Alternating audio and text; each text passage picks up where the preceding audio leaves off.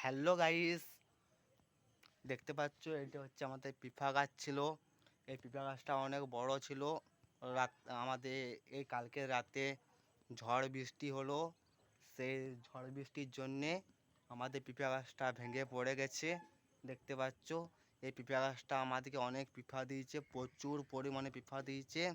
কিন্তু আমার সকালবেলায় ঘুম থেকে উঠে দেখি, আমরা যখন খামার দিকে আসি, এটা হচ্ছে আমাদের খামার। যখন খামার দিকে আসি তখন দেখতে পাচ্ছি যে পিঁপড়া গাছটা ভেঙে পড়ে গেছে।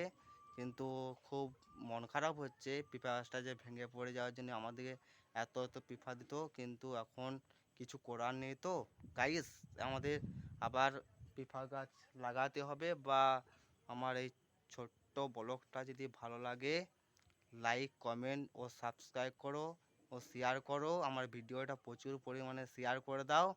আর যদি আমার এই ভিডিও, যদি আরও ভিডিও দেখতে চাও, পরবর্তীকালে যদি ইয়াতে ভিডিও দেখতে চাও, আমার চ্যানেলটিকে ফলো করে রাখো এবং আমার চ্যানেলটাকে সাবস্ক্রাইব করো।